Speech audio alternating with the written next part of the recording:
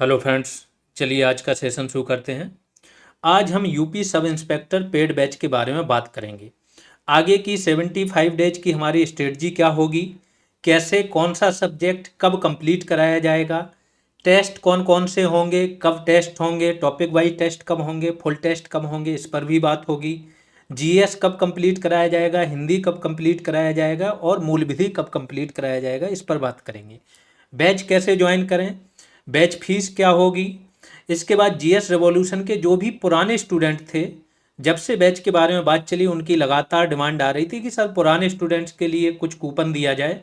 तो 100 रुपीज़ का उनको कूपन दिया गया है। सभी को, जितने भी पुराने स्टूडेंट थे, कोई भी बैच अगर उन्होंने पहले ज्वाइन किया था, चाहे वो टेस्ट सीरीज ही क्यों ना हो, उनको कूपन मिला है। वो एप्लीकेशन पर जाएं, बैच पर क्लिक करेंगे, जैसे ही बाई नाउ पर क्लिक करेंगे ऊपर कूपन का ऑप्शन दिख जाएगा। उनके चैट सेक्शन में भी कूपन दिख जाएगा, तो वहां से वो कूपन अप्लाई कर पाएंगे। ठीक है, तो आज किस किस चीज़ पर बात होने जा रही, पहले हम वो एक बार में देख लेते हैं। सबसे पहले मेन फोकस, सारा सिलेबस, कैसे हम सिलेबस वाइज कंप्लीट करेंगे एक एक टॉपिक को, उसको देखेंगे। इसके बाद ये वाला सिलेबस जो ऊपर का था वो आपका किस चीज़ का है, जीएस और मूल विधि का। फिर सेकंड जो फोकस है उस पर बात करेंगे, हिंदी के सिलेबस पर। फिर स्ट्रेटजी पर बात करेंगे, कैसे कंप्लीट कराएंगे, शुरुआती 1 मंथ की स्ट्रेटजी, फिर 1 मंथ के बाद अगले 45 दिन की स्ट्रेटजी, उस पर बात करेंगे। फिर क्या क्या पढ़ना है वो एग्जैक्टली टॉपिक वाइज डिवाइड कर दिया, उस पर बात करेंगे। फिर बैच कैसे ज्वाइन करो यूपीएसआई का, इस पर बात करेंगे। बैच के बाद जो कूपन दिया गया है उस पर बात करेंगे। कूपन की वैलिडिटी ध्यान रखना सिर्फ 2 दिनों की है, उसके बाद किसी भी स्टूडेंट की कोई भी एक्सक्यूज नहीं सुनी जाएगी। तो वैलिडिटी रहते ही ये कूपन आप लोग अप्लाई कर लेना। देन पूरी स्ट्रेटजी पर बात होगी, कैसे क्या कंप्लीट कराना है। इसके बाद चलेंगे हम पूरा जो भी आपका सिलेबस है 2 भागों वाला, एक मूल विधि, संविधान और जीएस। इसको हमने डिवाइड कर दिया। ये ऑफिशियल सिलेबस से एक एक शब्द लिया गया, तो इसको अपने पास रखना, ये आपको लास्ट तक काम आएगा। सिलेबस से ही सारी चीज़ें आपकी चलती हैं। तो एक एक टॉपिक पर जैसे वर्क होता जाएगा तो आपको पता रहेगा अब ये टॉपिक होने जा रहा है, इतना कंप्लीट हो गया। तो इस पूरे सिलेबस पर बात कर देंगे लास्ट में। और ये सिलेबस आपके लिए ज़रूरी है, तो इसकी पीडीएफ भी आप लोगों को दे दी जाएगी। ठीक है, ये बैच की जानकारी है। फिर चलिए स्टार्ट करते हैं। सबसे पहले हम शुरुआत करेंगे मूल विधि से। मूल विधि हमारा फोकस रहेगा। मूल विधि के बाद पॉलिटी। इन दो का स्तर हम ऐसे ले आएंगे आपका कि कोई भी अगर धारा की बात हो रही, तो एक तो धारा होती याद होना, दूसरा उसके अंदर समझ बनना।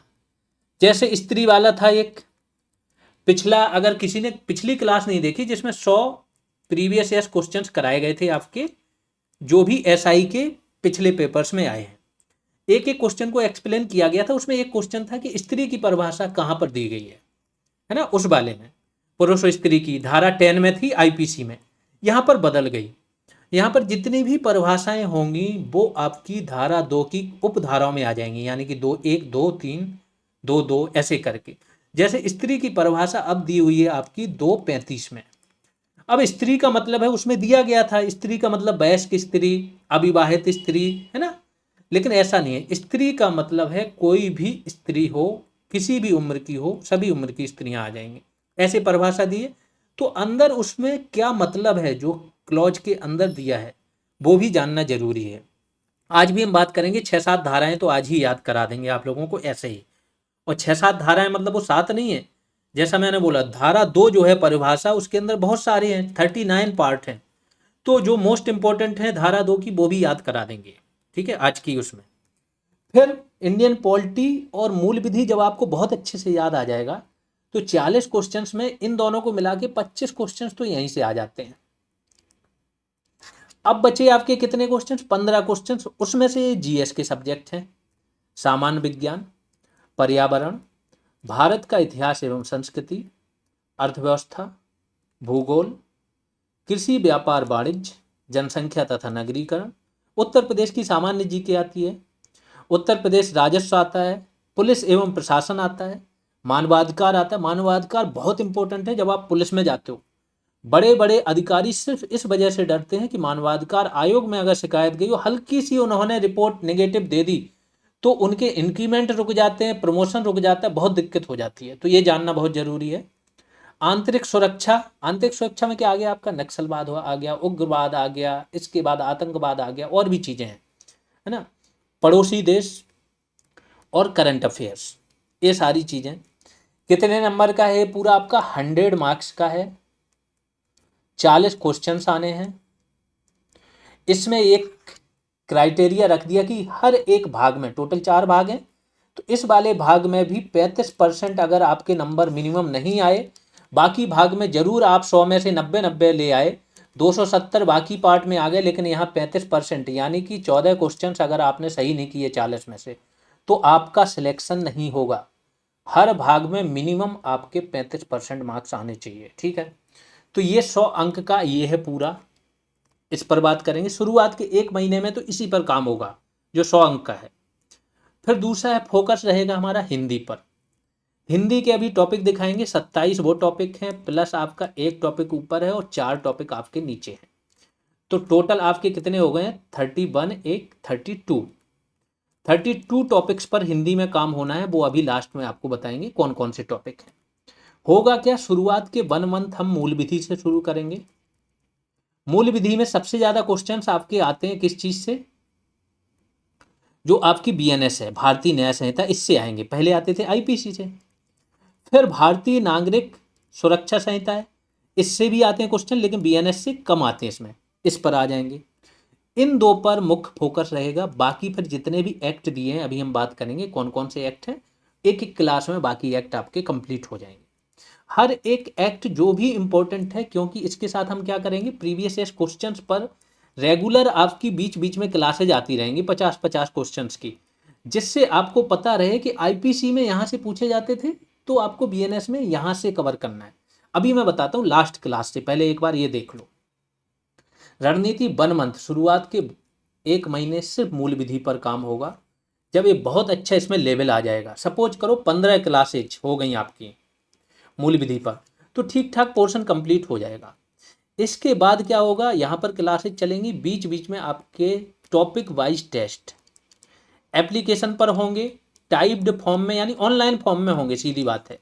और एक एक क्वेश्चन आपको पता है, जो भी जीएस रेवोल्यूशन से पहले से जुड़ा रहा, कि हर एक क्वेश्चन कितने अच्छे तरीके से बनाया जाता है कि आपका एक क्वेश्चन में ही एक टॉपिक क्लियर हो जाता है। 2-3 धाराएं एक क्वेश्चन में आ जाती हैं, और धारा के अंदर क्या दिया है वो भी डेटा आ जाता है बहुत अच्छे से। तो ऐसे टॉपिक वाइज टेस्ट आपके होने शुरू हो जाएंगे। सपोज करो किसी एक क्लास में, अब टॉपिक मतलब बीएनएस है, बीएनएस एक सिंगल टॉपिक है, तो इसमें 6 या 7 क्लासेज आएंगी, अभी नहीं मुझे पता है, वो देखा जाएगा क्या है। तो हर एक क्लास पर टेस्ट होगा, ऐसा नहीं कि पूरी बीएनएस पर टेस्ट होगा। हर एक क्लास पर, अगर एक क्लास से आपके 15 क्वेश्चन बन रहे हैं ना, तो वही 15 क्वेश्चन बनेंगे, वो आपका एक टेस्ट हो जाएगा, जिससे वो आपकी क्लास वहीं क्लोज हो गई। ये 15 क्लासेज जैसे ही आ जाएंगे, उसके बाद शुरू हो जाएंगे एप्लीकेशन पर। और जब लास्ट में आपके सपोज करो हर एक टॉपिक पर 7 क्लासेज पर 7 टेस्ट हो गए और 15-15 क्वेश्चन के हो गए, तो बाद में मर्ज करके पूरा 105 क्वेश्चंस का सिंगल टेस्ट दे दिया जाएगा भारतीय न्याय संहिता पर। ऐसे चलेगा। सेम नागरिक सुरक्षा संहिता पर। अब ये आपका सिलेबस है, भारतीय न्याय संहिता 2023, भारतीय नागरिक सुरक्षा संहिता 2023, भारतीय साक्ष्य अधिनियम। साक्ष्य अधिनियम आपके सिलेबस में मेंशन नहीं है, इसको ध्यान से, लास्ट में जो हमने सिलेबस दिया वो ऑफिशियल सिलेबस से दिया, तो इसकी केवल सामान्य जानकारी आप लोगों को दी जाएगी, इसके अंदर के क्लॉज वगैरह बहुत डिटेल में नहीं जाएंगे, ठीक है। फिर है आपका महिला संरक्षण संबंधित विधिक प्रावधान। महिला संरक्षण से संबंधित जितने भी विधिक प्रावधान है, महिला आरक्षण हो गया आपका, महिला आयोग हो गया, है ना, और भी जो प्रावधान है, अभी महिलाओं के लिए आरक्षण बढ़ा दिया गया विधानसभाओं में, लोकसभाओं में, वो देखेंगे, ठीक। जो आपका दहेज अधिनियम है, घरेलू हिंसा अधिनियम है, वो देखेंगे। सेम बच्चों के प्रावधान के लिए देखेंगे, बच्चों के संरक्षण के लिए क्या प्रावधान है। SC/ST एक्ट, जो अनुसूचित जाति अनुसूचित जनजातियों के संरक्षण से संबंधित प्रावधान। तो इसके पहले एक आपका नागरिक अधिकार अधिनियम आया था 1955 वाला, हम देखेंगे वहाँ से क्वेश्चंस पूछे गए पहले कभी कि नहीं, अगर पूछे गए होंगे तो उसकी भी जानकारी देंगे। फिर मोटर वाहन अधिनियम 1988, पर्यावरण संरक्षण अधिनियम, वन्य जीव संरक्षण अधिनियम। अब जो लोग वन दरोगा वाले होंगे उनको तो ये चीज़ें ऐसी रटी हुई होंगी दोनों की, है ना, कि इसमें तो कोई ज़रूरत ही नहीं होगी, लेकिन बाकी सारे स्टूडेंटों को नए सिरे से अच्छे से कराया जाएगा तैयार। मानवाधिकार संरक्षण अधिनियम 1993, तो सन वगैरह तो आपको यहीं से याद हो जाएंगे, कौन सा अधिनियम किस वर्ष आया। सूचना का अधिकार अधिनियम 2005, आयकर अधिनियम 1961, भ्रष्टाचार निवारण अधिनियम 1988, राष्ट्रीय सुरक्षा अधिनियम एनएसए का नाम सुना होगा, रासुका लगा देते हैं, वही है ये, है ना। 3 माह तक बिना एफआईआर के, बिना किसी चीज़ के किसी भी व्यक्ति को आप निवारक निरोध में, प्रिवेंटिव डिटेंशन में रख सकते हो, अनुच्छेद 22 संविधान का। तो पूरा आपको पॉलिटी से, संविधान से कनेक्ट कर देंगे, ऐसे कनेक्ट कर देंगे कि जो समझ बनेगी ना वो अल्ट्रा लेवल की, रटी हुई चीज़ें रहेंगी नहीं। जो रटे हुए लोग अगर पढ़ाते भी है ना पीडीएफ से, तो बस बता दिया आपको, वो ये नहीं जानते हैं कि कैसे कनेक्ट करना है, कैसे चीज़ें, क्योंकि सारी चीज़ें याद होनी चाहिए तब कोई कनेक्ट कर पाएगा, है ना। फिर सूचना प्रौद्योगिकी अधिनियम 2000, इसको देखेंगे। इसकी धारा 66A 63A में बहुत सारे चेंजेज हुए हैं समय के साथ, वो देखेंगे। साइबर अपराध, जनहित याचिका, भूमि सुधार, भूमि अधिग्रहण संबंधी कानून और महत्वपूर्ण न्यायिक निर्णय जो बाद है।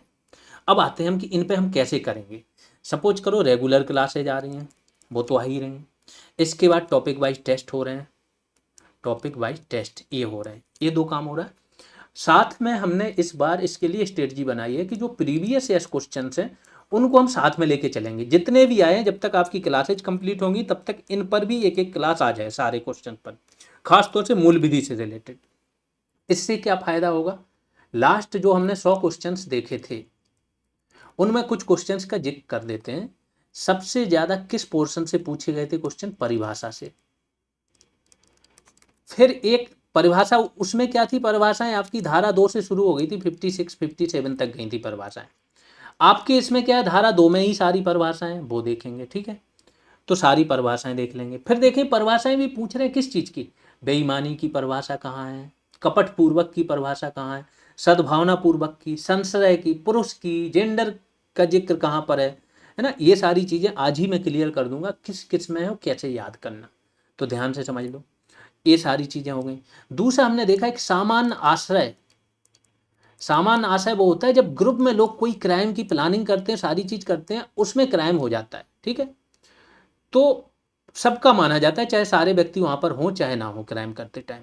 सामान्य आशय पर कई सारे वाद हुए, तो उस टाइम धारा क्या थी आईपीसी में, 34। अब धारा ये क्या हो गई, धारा 3(5) धारा 3 की उपधारा 5, इसको देखेंगे क्या होता है ना। थोड़ा सा मैं बता दे रहा हूँ बीएनएस में, यहीं से समझाया दे रहा हूँ बीएनएस है क्या। भारतीय न्याय संहिता बनी, ये तो मैंने बताया ही था। 20 दिसंबर लोकसभा, 21 दिसंबर राज्यसभा, 25 दिसंबर राष्ट्रपति। ये 2023 की बात हो रही सारे तीनों। फिर 1 जुलाई 2024 ये लागू हो गया, यानी प्रवृत्त हुआ इस दिन से। ये धाराएं तीनों कानून इसी दिन से लागू हो गए। ये तो हो गया फैक्ट। अब इसके बाद धारा आ जाओ, अध्याय 1। टोटल कितनी धाराएं, 3 धाराएं। किसी भी अधिनियम में जो स्वतंत्रता के बाद बना है, सब में एक कॉमन चीज आपको मिलेगी कि अध्याय 1 में जो धाराएं मिलेंगी 2 या 3 ही मिलेंगी। अब धाराएं देख लेते हैं। तो धारा 1, धारा 1 क्या होगी, किसी भी अधिनियम में संक्षिप्त नाम, तो इसका नाम क्या है, भारतीय न्याय संहिता दिया हुआ है, संक्षिप्त नाम होगा भारतीय न्याय संहिता 2023।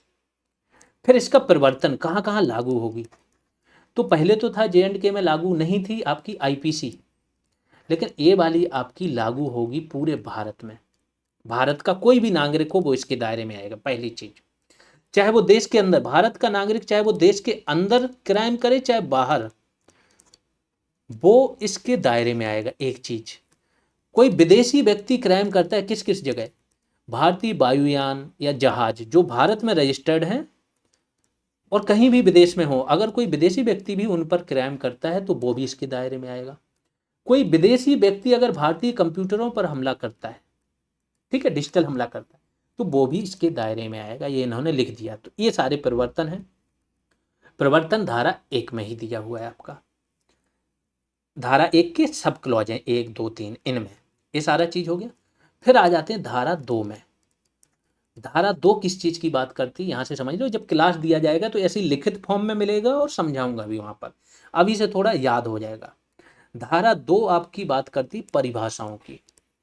जो भी पूरे एक्ट के अंदर जो भी शब्दों का जिक्र होगा तो उनको यहाँ परिभाषित करना पड़ता है, वो परिभाषाएं दी हैं। जैसे सबसे पहले कार्य, कि कोई भी कार्य वहां पे दिया रहता है ना, जैसे कोई कार्य अगर आप ऐसा करते हो तो वो क्राइम होगा। तो ये कार्य क्या है उसकी परिभाषा दी धारा 2(1) में। धारा 2(2) में किस चीज की परिभाषा दे दी है आपकी, प्राणी की, कि प्राणी या जीव जंतु कौन कहलाएंगे, तो मनुष्य के अलावा जो भी जीवित हैं वो सब प्राणियों में आ जाएंगे, जीव जंतुओं में आ जाएंगे। ठीक है, इसकी परिभाषा दी है जीव जंतु की। 2(3) में शिशु की परिभाषा दे दी है कि शिशु क्या है, किसे बोलेंगे।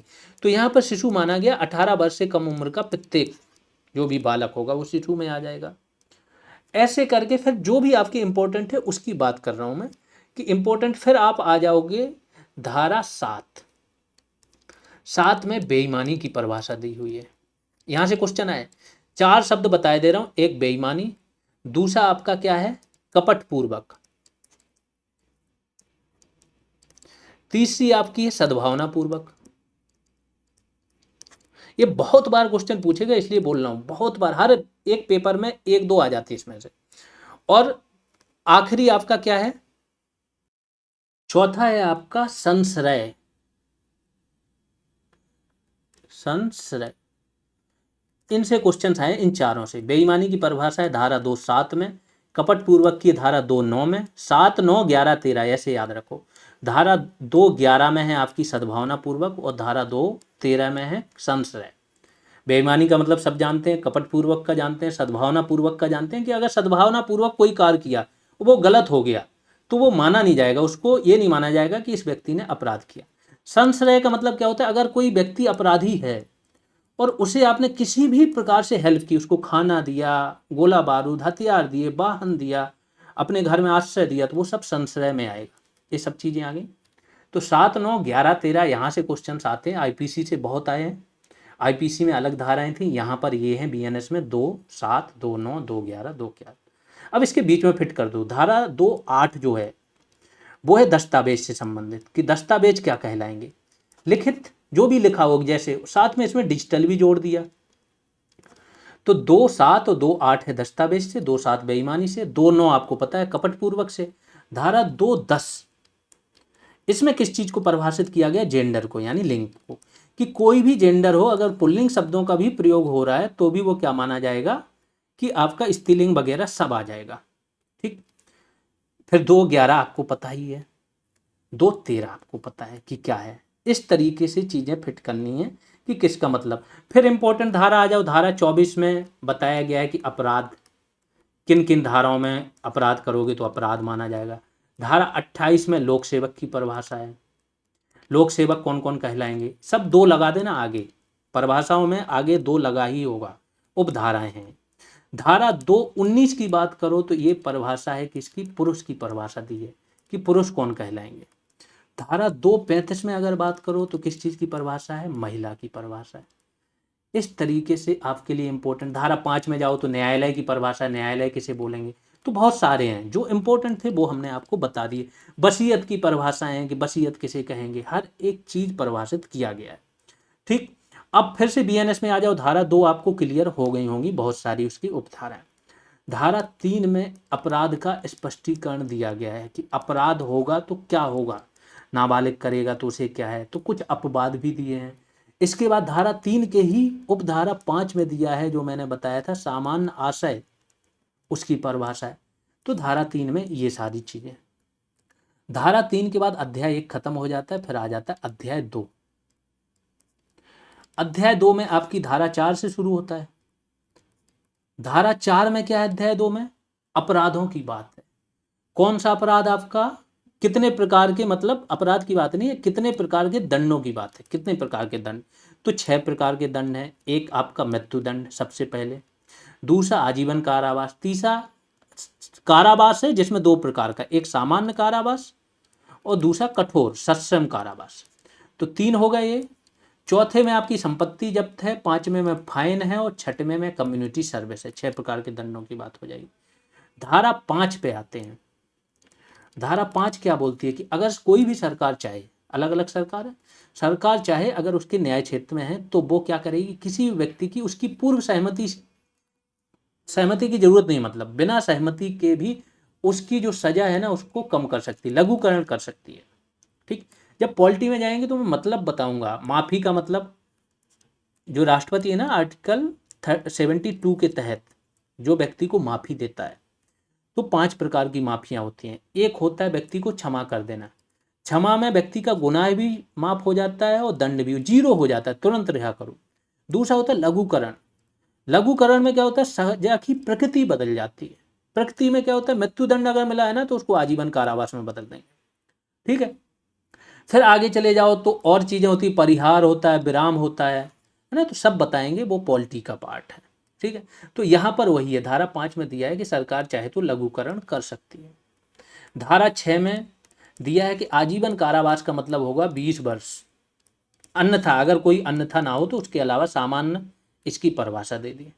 ऐसे करके धारा 7 में दिया है कि न्यायालय स्पष्ट करेगा कि व्यक्ति को सश्रम कारावास दिया गया है कि सामान्य कारावास, ये न्यायालय स्पष्ट करे।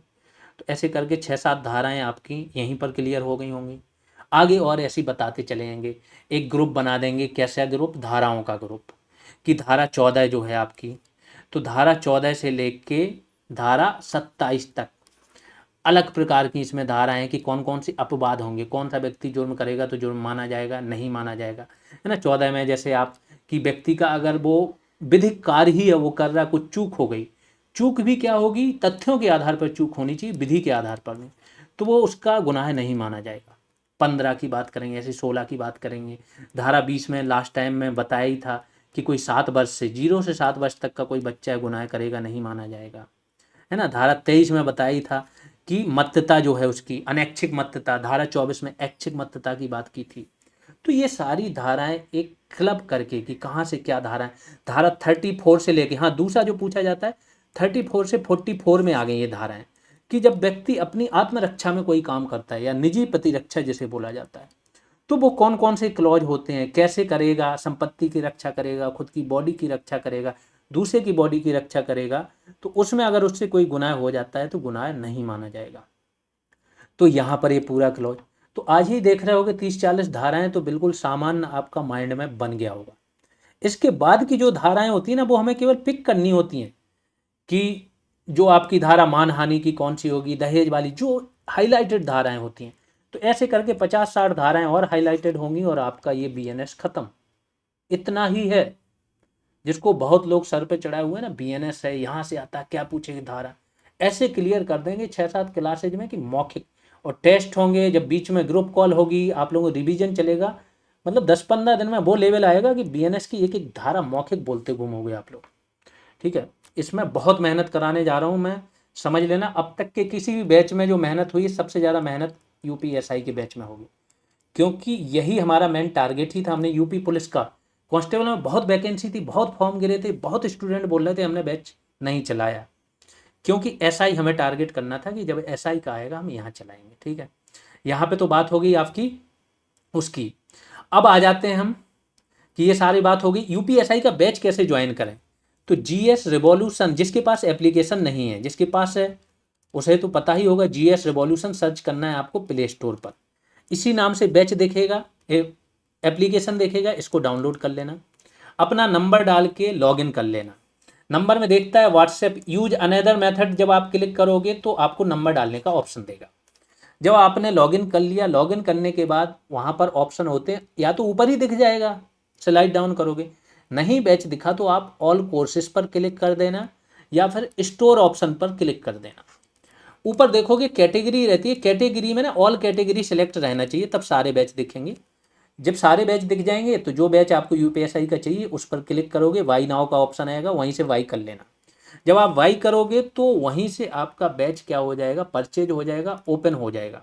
कभी कभी तुरंत ओपन नहीं होता है, तो आपको क्या करना है, एक बार एप्लीकेशन पूरी तरीके से बैकग्राउंड से क्लोज करना, फिर स्टार्ट करोगे तो सारी चीज़ दिखने लगेगी।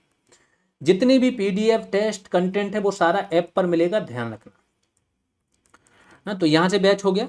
अब टेलीग्राम नंबर पर कैसे जुड़ना है, तो उसकी रिसिप्ट तुरंत, जब भी आप बैच परचेज करते हो रिसिप्ट आपकी चैट सेक्शन में जाती है PDF फॉर्म में, और या फिर बैच पर भी क्लिक करोगे तो ऊपर डाउनलोड रिसिप्ट का ऑप्शन आता है, वहाँ से डाउनलोड कर लेना। इस नंबर को आप क्या डायरेक्ट सर्च करोगे तो वो ग्रुप आ जाएगा। इस नंबर को पहले सेव कर लेना GS रेवोल्यूशन के नाम पर, फिर उसी नंबर पर जो सेव किया है डायरेक्ट मैसेज कर देना। अगर नंबर नहीं मिलता है तो आप लोग GS रेवोल्यूशन के टेलीग्राम ग्रुप में होगे, मेरी आईडी राज मिश्रा नाम से पता ही होगी, उसी से मैसेज जाते हैं, ग्रुप कॉल होती है, उस आईडी पर क्लिक करके एडमिन में जाओगे, मिल जाएगी, डायरेक्ट भेज देना। ठीक। इसके बाद 19 अगस्त को आपका टेलीग्राम ग्रुप बनेगा।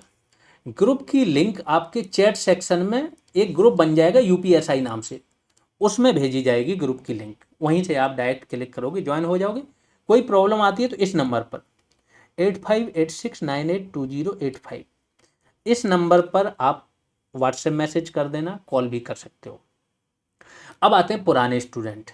जो भी पुराने स्टूडेंट हैं इनकी डिमांड आ रही थी कि सर पुराने स्टूडेंट हैं कुछ कूपन दो। वैसे तो इन्हीं के लिए ही फीस हमने अभी 33% डिस्काउंट कर रखा है ना, 750 है, लेकिन 500 रुपये फीस कर रखी है, लेकिन फिर भी डिमांड आ रही थी तो इनके लिए 100 रुपये का कूपन।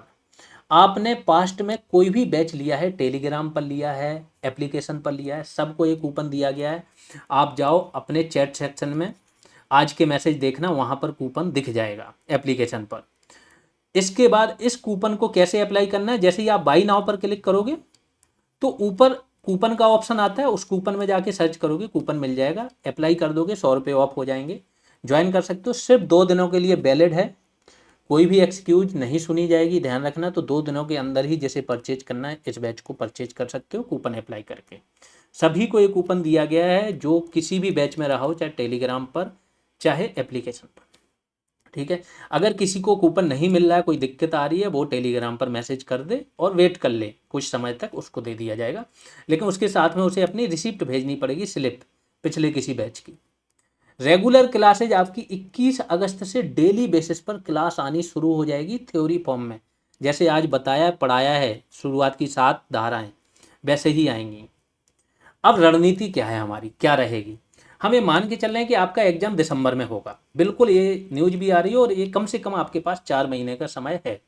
अगर इससे कम समय होता है, बीच में एग्जाम डेट आ जाती है, तो ध्यान रखना हम स्पीड कर देंगे, ये जो प्रोग्राम है ना इसको स्पीड अप कर देंगे, वो 2 महीने में भी हम खत्म कर सकते हैं, कोई दिक्कत नहीं। अभी हम दिसंबर मान के चल रहे हैं, जिससे जब शुरुआत में आप बिना घबराए करते हो ना, तो याद करने वाली चीज़ें मूल विधि में बहुत हैं, तो आपको याद होती चली जाती हैं। ठीक है। तो 4 मंथ का हम टाइम मानकर चल रहे हैं कि 4 महीने का है। इसको हमने डिवाइड कर दिया 2.5 मंथ प्लस 1.5 मंथ। 2.5 मंथ मतलब 75 डेज, और यहाँ 45 डेज, यही होगा। अब 75 डेज में हमारा फोकस रहेगा 2 भागों पर, मतलब 200 नंबर पर, कि हम ये 200 नंबर का पूरा कंप्लीट कर लें। यानी कि मूल विधि प्लस पॉलिटी तो है ही है, इसको कंप्लीट करना है, और GS के अदर सब्जेक्ट। तो होगा क्या, शुरुआत के 1 महीने केवल मूल विधि पर क्लास आएगी, अगर मूल विधि कंप्लीट हो गई तो पॉलिटी पर आनी शुरू हो जाएगी शुरुआत के 1 महीने। इसी के साथ मैंने बोला 15 क्लास आने के बाद आपके टॉपिक वाइज टेस्ट शुरू हो जाएंगे, जिससे कि आपको सारी चीज़ें याद हो जाएं, रट जाएं, एक हेल्दी कंपटीशन बन जाए। एक काम हो गया। मूल विधि के बाद पॉलिटी भी चल रही, जैसे ही 1 महीना होगा 25-30 क्लासेज आपकी आएंगी, उसके बाद इसी के साथ अल्टरनेट डेज पर हिंदी शुरू हो जाएगी आपकी। हिंदी के टोटल 30 टॉपिक है, 31, तो एक टॉपिक पर एक क्लास बीच बीच में आने लगेगी। हिंदी की क्लासेज भी नई आएंगी, मैंने बोला उस स्तर की आएंगी, फिर किसी भी परीक्षा में वो टॉपिक आए आप उसको अच्छे से सॉल्व कर पाओ। तो ये अल्टरनेट डे पर आएंगी। तो 30 दिन सिर्फ मूल विधि, 30 दिन के बाद 31 से लेके 75 डेज तक मूल विधि, अगर कंप्लीट नहीं हुई तो उस पर, अगर वो कंप्लीट हो गई तो फिर पॉलिटी, और अगर पॉलिटी चल रही है, वैसे पॉलिटी ही चल ही रही होगी या मूल विधि चल रही होगी, तो ये तो चलेगी चलेगी, इस पर तो रेगुलर क्लासेज आ रही हैं। अल्टरनेट डे पर हिंदी चलेगी। जब ये कंप्लीट पॉलिटी भी हो जाएगी तो फिर GS पर आ जाएंगे, GS और अल्टरनेट डे पर हिंदी। टेस्ट अपने आप बीच में चल ही रहे हैं, ऐसे चलेगा कार्यक्रम। और 75 डेज का टारगेट रहेगा कि हिंदी, मूल विधि और GS कंप्लीट हो जाए। नहीं हुई तो फिर जितना एक्स्ट्रा समय लगना है वो एग्जाम की डेट देख के होगा, इस पर लगे। जब आपके टॉपिक वाइज टेस्ट सारे कंप्लीट, खास तौर से पॉलिटी और मूल विधि पर टॉपिक वाइज टेस्ट आएंगे आपके, अभी आगे बताते हैं। जीएस पर सब्जेक्ट वाइज टेस्ट आएंगे और हिंदी पर टॉपिक वाइज टेस्ट आएंगे। सारी चीज़ें नई बनाई जाएंगी। तो 75 दिनों की स्ट्रेटजी क्या है? 30 दिनों तक सिर्फ मूल विधि, 30 दिनों के बाद मूल विधि के साथ अल्टरनेट डे पर हिंदी की क्लास आएगी, क्लासेज के साथ मूल विधि और पॉलिटी पर टॉपिक वाइज टेस्ट, और टेस्टों का स्तर पीसीएस से ऊपर ही होगा, यूपीएससी तक भी होगा। मीन्स एक क्वेश्चन है तो कम से कम 2 या 3 ऑप्शन आपको आ रहे हैं, जो आपको पढ़ाया गया उसी से ही टेस्ट बनेगा, तब आप वो क्वेश्चन सॉल्व कर पाओगे। इस तरीके का लेवल रहेगा। जीएस पर सब्जेक्ट वाइज टेस्ट भी होंगे आगे चल के, हर एक सब्जेक्ट का एक एक दो दो फुल टेस्ट हो जाएंगे, और वो ऐसे कवर करेंगे कि जीएस आपकी यहाँ पर वो सब्जेक्ट कवर होता जाएगा। हिंदी पर टॉपिक वाइज टेस्ट आएंगे, करंट अफेयर्स पर फुल टेस्ट आपको प्रोवाइड कराए जाएंगे, है ना। एग्जाम डेट को देख के अभी शुरुआत में आपको प्रोवाइड करा देंगे टेस्ट, और इसके बाद एग्जाम डेट को देखेंगे, जैसे आने वाली होगी उस टाइम पर ये मिलेंगे आपको, क्योंकि करंट अफेयर्स चेंज होता रहता है। इसीलिए बता रहे हैं, जब इतने सारी चीज़ें हैं, टेस्ट भी हैं आपके, टॉपिक वाइज टेस्ट हैं, वो भी यूपीएससी लेवल के, और सारी चीज़ें आपकी अगर दिसंबर तक एग्जाम होता है तो इसी फीस में मिलेंगी, ध्यान रखना। इसीलिए कोई फीस के लिए नहीं बोले, पुराने स्टूडेंटों के लिए 100 रुपये ऑलरेडी कूपन दे दिया, वो भी 2 दिनों के लिए, कि फीस बहुत नॉमिनल रखी, बहुत कम नहीं। तो हमारा एक टेस्ट इतने लेवल का होता है कि एक फीस उस टेस्ट के बराबर होती है। जिन्होंने टेस्ट नहीं दिए, जाओ फ्री टेस्ट सेक्शन में जाओ, किसी एक सब्जेक्ट का टेस्ट दे लो, आपको पता चलेगा कि किस लेवल के टेस्ट बनते हैं। रेगुलर ग्रुप कॉल होती रहेगी, टास्क दिए जाएंगे, टास्क अब केवल रिवीजन के, कंप्लीट करने के, ये सारे टास्क दिए जाएंगे। वैल्यू एडिशन आता रहेगा, डाउट सॉल्विंग उसी ग्रुप कॉल में होती रहती है। स्टूडेंट को क्या काम करना है? जो लोग जॉब में हैं, जिनके पास समय नहीं है, वो तो क्या करें, पीडीएफ प्रिंट अलाउड रहेगा, उसको प्रिंट को आप प्रिंट करा लो, एप्लीकेशन से करा पाओगे। एप्लीकेशन से जब आप सेव करते हो तो आपके फ़ोन में ही एक मेमोरी में फोल्डर बन जाता है, वहाँ सेव हो जाता है। जो लोग जॉब में नहीं है, समय है फुल, वो कोशिश करें कि शुरुआत से ही नोट्स बनाएं। खुद के सेल्फ मेड नोट्स होते हैं ना, तो रिवीजन बहुत आसान हो जाता है, प्लस पढ़ने की आदत बन जाती है। जब आप लिखते हो तो 50% चीज़ें तो एक बार आपने पढ़ा और पढ़ के लिख लिया, वहाँ याद हो जाती हैं। तो ये मेहनत आप लोगों से करानी है, इस बार नोट्स मुझे बनवाने हैं। तो नोट्स वो लोग जो जॉब में नहीं है, पीडीएफ आपके पास है, अलग से प्रिंट करा लो, लेकिन साथ में नोट्स भी बनवाएंगे आप लोगों से। तो ये सारा काम पहले ही क्लास से आप लोग करना शुरू कर देना। बता ही दिया बैच कैसे ज्वाइन करना है, आराम से बैच ज्वाइन करो, रेडी रहो। एक अच्छा सा नोट 300 पेज का एक नोट A4 साइज का जो प्लेन पेपर आता है वो रखो अपने पास, है ना, और उस पर शुरुआत कर दो। अब ये टॉपिक हैं आपके जो आपके सिलेबस में है, तो इसको मैं पढ़ूंगा नहीं, बस देख लो। ये सारी चीज़ें हैं आपके सिलेबस से ली गई हैं, ऑफिशियल नोटिफिकेशन से। ये सारे टॉपिक हैं, ये जनरल स्टडीज के टॉपिक हैं, संविधान का उद्देश्य, मौलिक अधिकार, नीति निर्देशक तत्व, संसदीय व्यवस्था वगैरह, है ना, ये सारी चीज़ें आ गई। अखिल भारतीय सेवाएं तक हैं, चयन पद्धति है, निर्वाचन आयोग पर अभी बहुत सवाल उठ रहे हैं तो उसके बारे में है, ये सब हो गया। फिर जीएस के अन्य सब्जेक्ट हैं सिलेबस में, ये देख लो। एक एफडीआई अलग से, इस पर अलग से क्लास आ जाएगी, बट एफडीआई बड़ा नॉर्मल सा है, कोई उसमें वो नहीं है कि एफडीआई किसे कहते हैं। 10% या उससे ज़्यादा हो तो वो एफडीआई हो जाता है। किसी भी कंपनी में स्टेक जब आप मिनिमम 10% लेते हो तो उसे एफडीआई बोलते हैं, उससे कम होता है तो वो फॉरेन पोर्टफोलियो निवेश आ जाता है, एफपीआई। तो वो सारी चीज़ें हिंदी के देख लेते हैं। हिंदी के टॉपिक सबसे पहले इन्होंने बोला हिंदी और अन्य भारतीय भाषाएं, कहाँ कौन सी भाषा बोली जाती, इस पर। फिर दूसरे टॉपिक को इन्होंने बहुत सारे सब टॉपिक में डिवाइड कर दिया। इसका नाम क्या है? हिंदी व्याकरण, मौलिक ज्ञान, हिंदी वर्णमाला। इसमें तद्भव तत्सम, पर्यायवाची, विलोम, अनेकार्थक, हर एक टॉपिक पर नई क्लास आएगी और डिटेल में आएगी, और इसके साथ में एमसीक्यूज भी होंगे, ये ध्यान रखना। वाक्यांशों के स्थान पर एक शब्द, समरूपी भिन्नार्थक शब्द, अशुद्ध वाक्यों को शुद्ध करना, लिंग वचन कारक सर्वनाम विशेषण क्रिया काल वाच्य अव्यय उपसर्ग प्रत्यय संधि सारे हैं। समास, विराम चिन्ह, मुहावरे एवं लोकोक्तियाँ। अच्छा, ये एवं अलग है, ये नहीं है, ठीक है। फिर रस, छंद, अलंकार, यानी ये 26 टॉपिक्स ये हैं। एक टॉपिक उधर था, 27 हो गए, और 4 टॉपिक ये हैं, 31 टॉपिक हैं टोटल। अपठित बोध आ जाता है, जो गद्यांश आता है ना। प्रसिद्ध कवि लेखक, उनकी रचनाएं, हिंदी भाषा में पुरस्कार और विविध आ जाते हैं। तो इस पर हम काम करेंगे, एक एक टॉपिक पर बहुत अच्छे से कंप्लीट कराएंगे। मतलब 2.5 महीने में तो आपका कितना 200 मार्क्स का कंप्लीट हो जाना चाहिए। उसके बाद इसमें रिवीजन, टेस्ट, प्रैक्टिस ये बचेगी, इसके साथ में ही समय मिलेगा।